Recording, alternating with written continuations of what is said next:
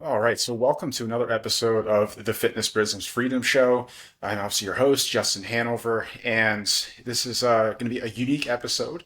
I'm excited to be able to obviously have the founder of Fitness Revolution with us, and this is going to be kind of like a State of the Union type of episode, kind of giving you an update of like where the fitness revolution is, like where we come from, where we are now, where we're going, and what that looks like. And this is a good time to do it as well because we're also going to be transitioning to season 4 shortly of our podcast, and we're excited for that. And then that's going to be all around talking with some of the top producers in the fitness space, top brands, and really pulling the curtain back on what they have going on and sharing those insights with you. So, with that being said, Nick, welcome to the show. Thanks, man. I appreciate it. I'm happy to be here. Yeah. So, in terms of like kind of giving this update, I think let's obviously start with the past, and let's kick off with what was the beginning of Fitness Revolution? What did that look like? I know you originally started in the franchise space, but like that can you kind of paint that picture a little more clearer as to what it looked like? Yeah, absolutely. I guess big picture, like the story with FR was been around for a long time. It started in 2010, and it's a story of like big changes, big evolutions, and I think for the most part, they've been good evolutions. It's been good steps taken. And the first was when we got what we did. We had information products, business coaching, best practices, that kind of stuff, and decided like we were going to roll that up into a franchise system and become a franchisor. We actually did 2 franchise systems, one for adult fitness and then one for youth fitness. So we had Athletic Revolution, which actually came first, and then Fitness Revolution, which was essentially, a step behind. But the adult fitness quickly overtook, and as far as demand goes, and so that FR is the one that outgrew Athletic Revolution pretty quickly. Well, I think it was a good idea going into franchising, especially at that time. It's like the barrier to entry to becoming a franchisor got quite a bit lower in 2010-ish, maybe late 2000s. And so, we were going to go in and try to take advantage of that opportunity. What we found out, and this is kind of leading to like our first big pivot, was that the burden that comes along with being a franchisor, with particularly administrative, which just wasn't our strength. And it also was not what the market wanted. The people that we were working with, I mean, we had a pretty good following, and we're doing well selling, growing the number of franchisees, but they really weren't coming to us because they wanted like these rigorous systems and requirements. And so, we were like had to bulk up operationally to be able to support something that they weren't really seeing the value in, and we didn't. It wasn't our thing. So, in 2014, I believe we like moved from being a franchise. We unwound that, transitioned into a license, and began to focus more on the business coaching, which was our strength. And so it started out as a franchisor. There's actually 2 franchise systems. We ended up merging the 2 of them and then transitioned it into a license, which, it was like getting back in our lane, which if you've been through it, scope creep, and then you like get refocused, it feels good and it produces. It makes a big difference. Yeah, no, that makes sense. I mean, yeah, obviously there's a totally different mindset between someone looking to open up a franchise where they're kind of more, like you said, wanting that business in a box type of thing, where it's like everything is completely done. There's almost like there's thinking required, obviously, but like it's removing as much of that as possible to where it's just like do this, this, this, this. Mm-hmm. But obviously, what you were seeing though is like people were really looking for a way to, let's say, like have a framework to being able to bring their idea to life, Mm-hmm. and not feel like you mentioned, like that they have to conform to something and build a business that isn't like necessarily lighting them up. That's exactly it. They didn't want to give up all of their identity and their independence, their autonomy. They wanted guidance. They wanted more like a framework level of input. They wanted to like learn and grow and develop their acumen, their understanding, to be able to think a little bit more. So, yeah, that it just only made sense to us at that point to make that switch back, and I think it worked out well. The market liked it. Yeah, no, that makes complete sense. How long was were you guys operating from that standpoint of like the franchise perspective before making that switch? 4 years, I believe it was the middle, like June, July ish of 2014. I believe when it was when we made that transition, and it took several months to get through everything. But yeah, so 4.5 years. So, and then I know part of that, like you guys with stepping into more of offering, obviously, then that one-to-one coaching experience and guidance.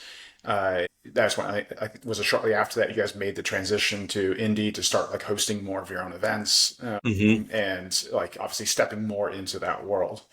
Yeah. It was 2017 was when we moved to the headquarters from Elizabethtown to Indianapolis.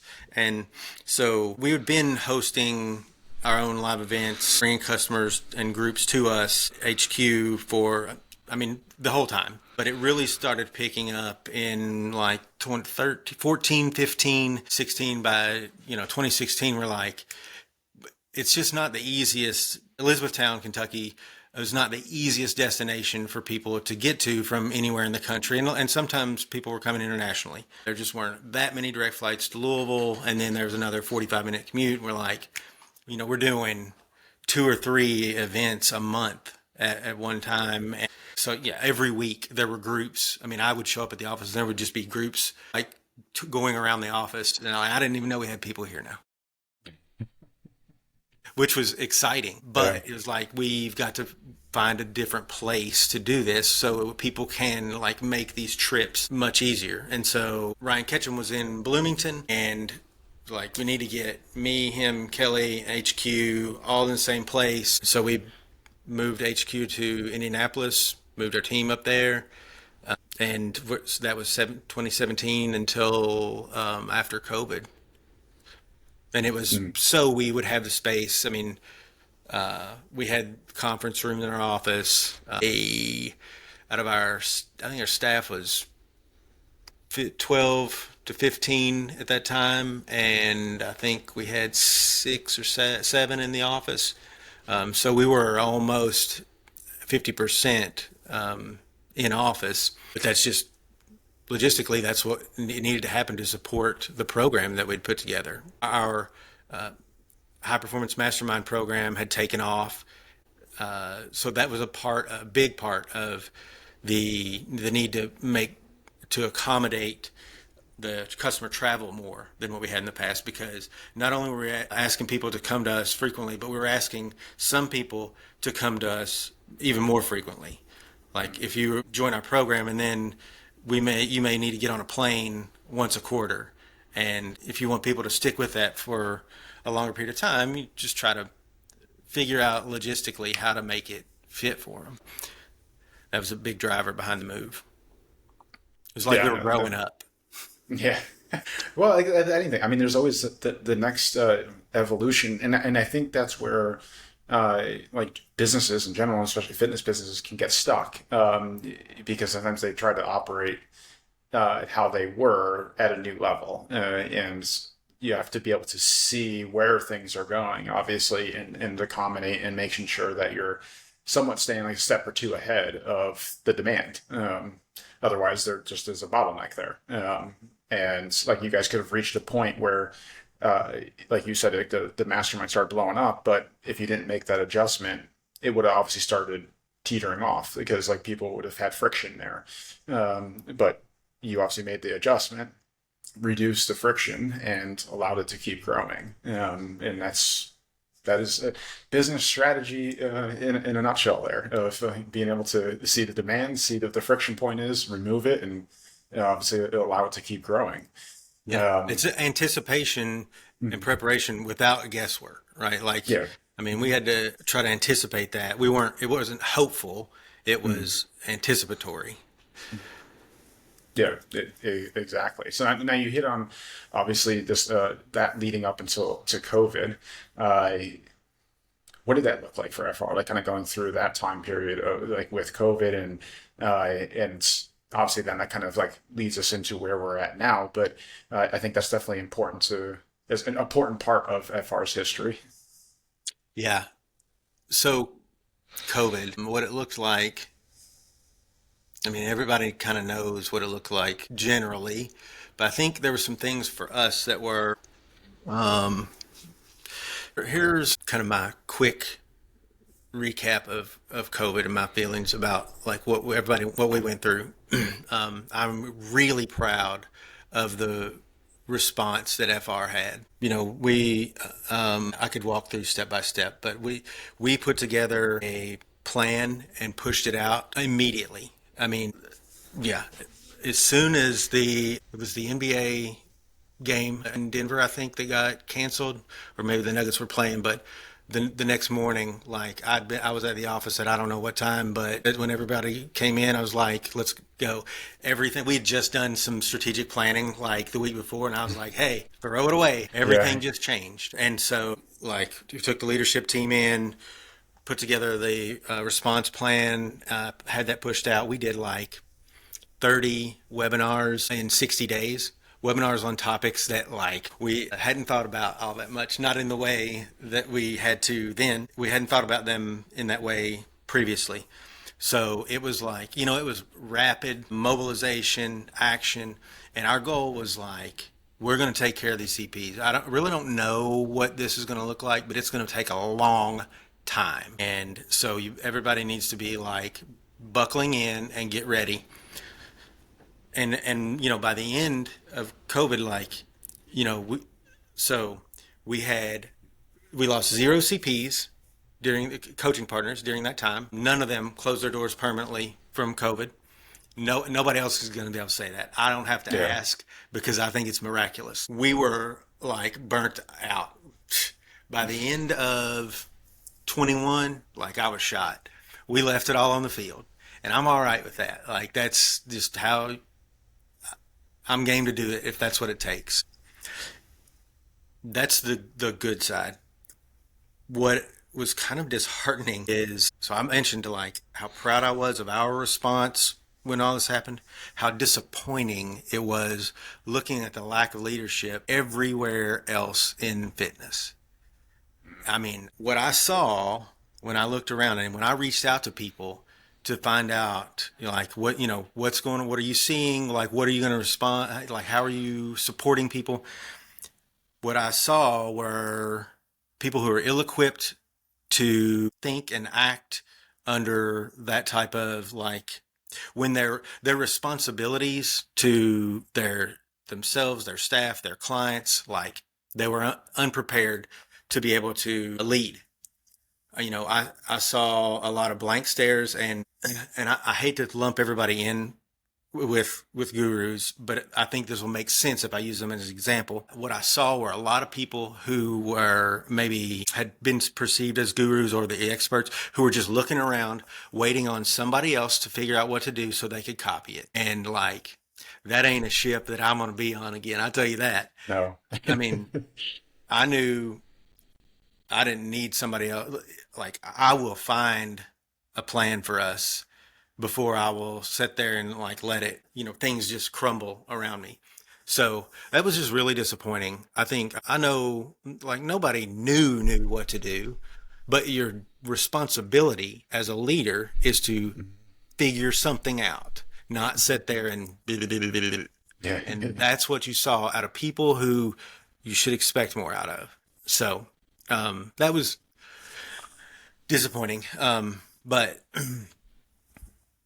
I think that it would probably be, yeah, the leadership is going to continue to grow overall, and hopefully we were able to demonstrate what we think strong leadership should be during that situation. And if nothing else, the CPs, the people who followed us during that time, saw like this is how you handle something that is so uncertain and threatening and scary and unprecedented. Like, it doesn't matter that nobody else knows the answer. You still got to deal with it. Yeah, Somebody has to lead here.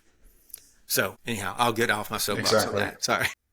No, I think that's important to hit on. I mean, that's I I think it's good to have those kind of like shakeout events, and you see it happen every so often in the economy in general. I mean, also we had like the big recession back in was it like 2008, 2009, Hmm. and it's going to expose the people that obviously don't have a solid footing to stand on, and really don't have, like you said, like they're just copying or like we're not a big fan of the guru mentality, but I mean that is what it is. I mean, like they found like maybe one trick or hack that works really well right now.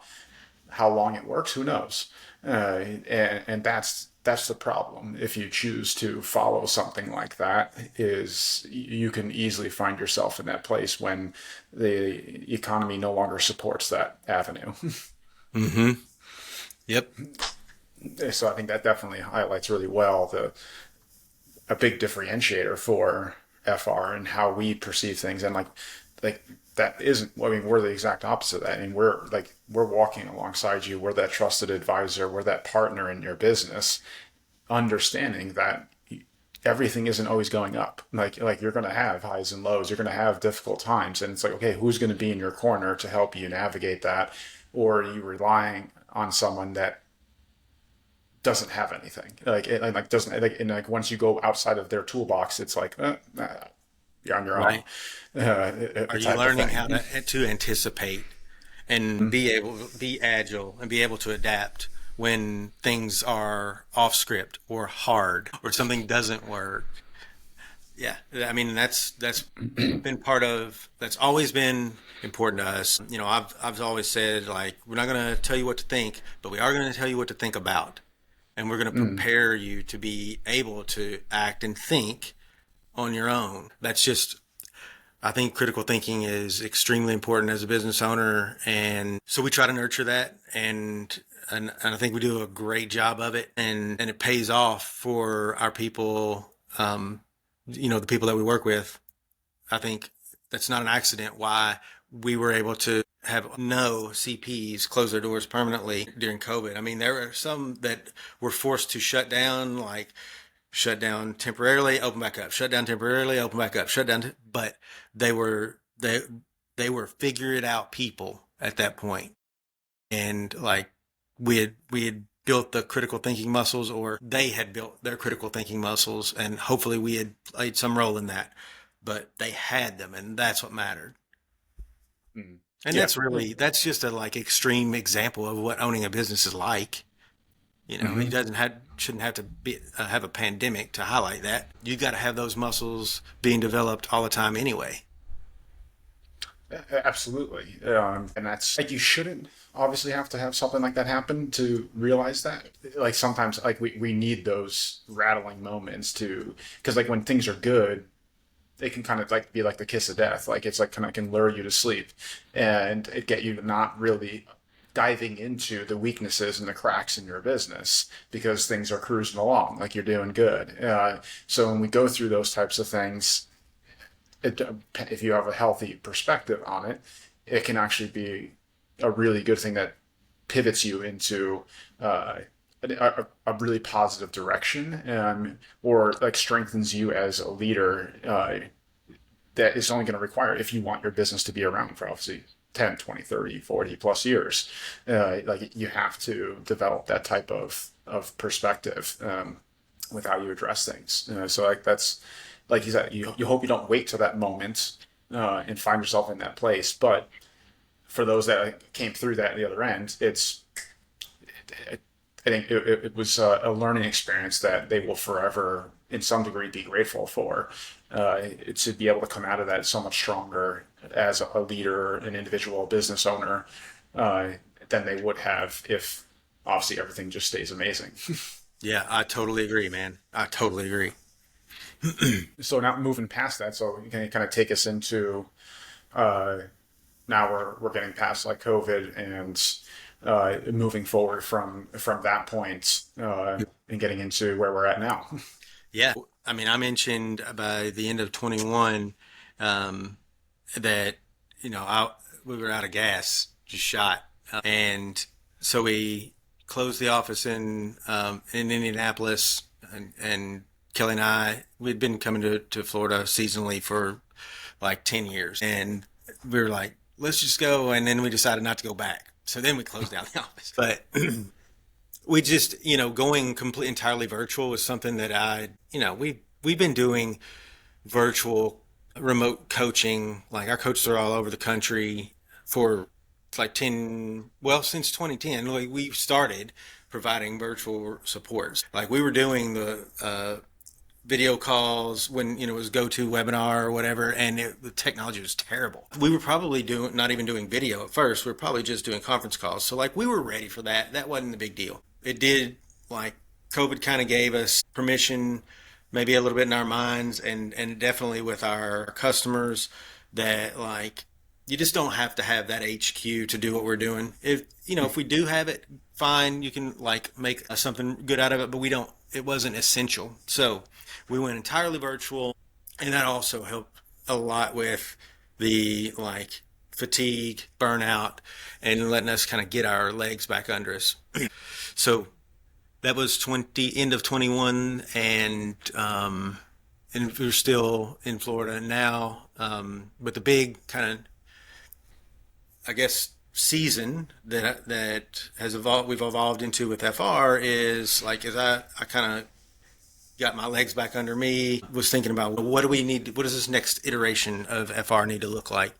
And the one thing that I landed on, and part of this was because Justin, you had started working with us, and I think you and I had a great working relationship, have a great working relationship, and there's a lot of synergy there, right? So you're the guy who's like thinking business development, and like you're a step ahead of me on those things, and so it was just kind of a light bulb for me came on, like, hey, I need someone who can take ownership of some of these things, to take ownership of some of these things.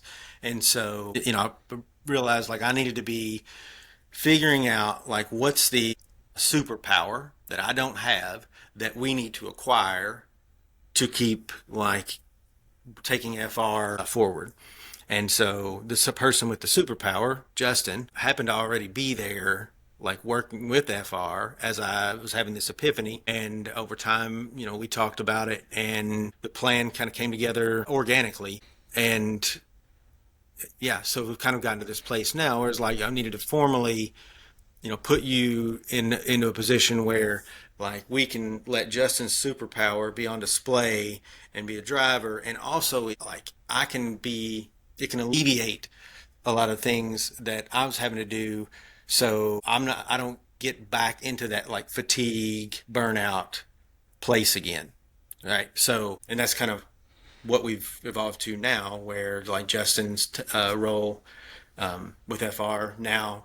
At the beginning of this year, we adjusted our strategy, gave Justin more ownership over like business development. Now it's November. That's gone well. Justin, so now has been moved into the president's role with FR, to initially thinking that it would be kind of counterpart with me as the CEO. But what it's shown is that like it's actually not necessarily counterpart. It's more he's forefront, and I've been able to just shift and focus exclusively like a strategic advisor. So he's taken even more ownership than what was expected earlier at the beginning, and I think it's gone smoother than expected. So it's been, I guess, long story short with that is, since COVID, had some time to realize what is the skill or strength that we needed to acquire to be able to like keep growing and keep moving forward. And so that's what it's turned, like how this has come about now with these shift in roles, when like have acquired that superpower, and like we are putting it out there out front, and it's a driver. And so like that's our current season. Yeah, and I have to say I'm extremely grateful and blessed for this opportunity. Because like I say to you, I've said it multiple times, like gym owners are my people. It's like these are the people I love getting into things with. Like love talking, love strategizing with. I love like learning about their business, seeing opportunities in their business, serving them in all different capacities. So I mean, this is definitely a very exciting season that like FR is transitioning to as a business, and then also for myself. And I think the big thing is just with this transition is just kind of reinforcing our positioning in the marketplace, and really showing our muscle in terms of like being true business advisors, because I think there's a pandemic of distrust in this space, and of people being burnt out and not necessarily having the right support that they need. So we recognize that, and that's something that we're really doubling down on in terms of like really showcasing our ability to be with you through the ups and downs, because that's really what the point of having a coach and advisor is, and a mentor in your corner, is understanding that it's not all going to be sunshine and rainbows. Like you're going to have difficulties, you're going to have things come up, and as we mentioned before earlier in this conversation, if you're relying on a particular trick or hack that's working right now, you will be rattled at some point. And that's why we're really focusing on really showcasing our ability to be a partner in your business without taking any equity. I mean, like that's really kind of how we view ourselves, is really being that person that is on the same side of the table as you, that is walking through everything, that's like being an unbiased source to vet your ideas, to keep you on track with your vision, to give you a proven framework with without you losing identity, without you seeing us as a crutch. I think that's the big thing too. It's like it doesn't do us any good or you any good if you need us to literally run your business, and that isn't what we want this relationship to be. We want this to be where you're developing and growing as a business owner, and having us as, like I said, your resource, your advisor, to make sure that you're removing, like I said, like emotion from your processing and how you make decisions, and being more calculated and strategic, and because ultimately that's how you win in business. It's like stacking up those good decisions, because every decision you make or don't make has a ripple effect in your business, and depending on whatever that is, it can be months, it can be years, it can be decades that you feel that effect of that decision. So having that wise counsel, if you will, around you helps minimize the effects of that, and making sure that we move you forward in your business in obviously the most positive way. And like I would say, like with that, and too, it's like realizing, I think it's been great to like the history of like FR, where it's come from, where we're going, and like us even like zero in even more on our strengths of the one-to-one highly personalized coaching experience, moving into more, adding more micro events, and even adding in more those in-person strategy days. Like those are the things that really move the needle forward. It's like we're not. If you haven't caught our drift yet, we're not into the flash, or I can go into it. It cracks me up with some of these events and these guest speakers that have. It's like, what relevancy does that have on your business? But without going down that path, like we want to make sure that we keep it focused on like what is actually going to move the needle forward for your business. And if that is you, like that's the type of person that you are, and like you want to understand that, and make sure that every ounce of your resources and time is going towards that, then that's who we partner with. Like that's who we work really well with. And I think kind of just reiterating too, it's just like the support that I'm having with Nick in this role too, and like, and having his advisory, and like being able to guide me is like kind of we live what we preach type of thing, and we do that from internal out. So I mean, it isn't something that we're just saying and not doing ourselves. It is absolutely something we fully embody, and Nick has been a crucial role for myself in developing in who I am, and who I am as a leader, and how I'm stepping into this role, and fully embracing and understanding the rich history of FR, and how we can leverage that and propel us forward, stepping into more of our strength. So, I mean, with that being said, I mean, we have a lot of like exciting things coming up with like enhancing obviously our one-to-one coaching, like I mentioned, at micro events, in-person strategy days. We also understand we see ourselves as a connector to solutions. We understand that we're not going to be able to provide every solution that you need, and that's not our point. Like our goal is to, as your advisor, to make sure that when you need a specific solution, we can guide you to that solution that's going to be the best fit for you. So that's why we've also been really expanding our strategic partner network, and with bringing on the right partners that have what we would say is the best solution for that category. And we're going to keep expanding that network as well to make sure that our clients are getting access to, again, the right solutions at the right time. And it's people that have been vetted by us, that have the right, you'd say, like mindset and morals around how they conduct business, to make sure that what that looks like is obviously you getting the best outcome and the best solution for that specific problem that you need solved. So this, Justin, if I can interrupt for a second, this Yeah. is what, like, so hearing you talk about that is, I think, should be good. Like that's why I'm so excited about the future of FR, because like Justin came in, we have a conversation, and this is like, a year plus ago, but he's like, look, what about this? Why not this? Why not this? And it basically, a lot of the answers came down to, well, can only do so many things at one time. He's like, I got it. If you give me the green light, I got it. And he starts making these things happen. And so, like, for one, that kind of alleviated some of that bottleneck, that things that had to go through me. But also he demonstrated like that take willingness to take ownership, having these ideas that were not just like hope ideas, right? He felt a need, and there was some demand. Like, he anticipated where we can take this, where there's more juice to be gotten out of this opportunity.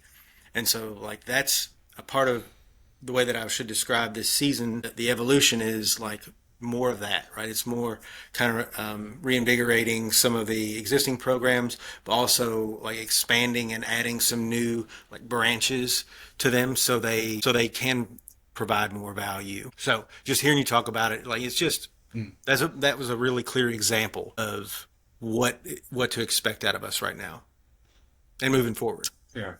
Yeah, absolutely, and that's what we wanted to paint that picture. I mean, like FR, obviously, I mean, we've been around 16, 17 years, and we don't see. I mean, we start to see us being around for another 50 plus years. I mean, we're not going anywhere. I mean, it's just different evolutions, as we've been pointing out, and seeing what is needed by you and the demand that's needed, and we obviously adjust to make sure that we keep meeting that demand, but.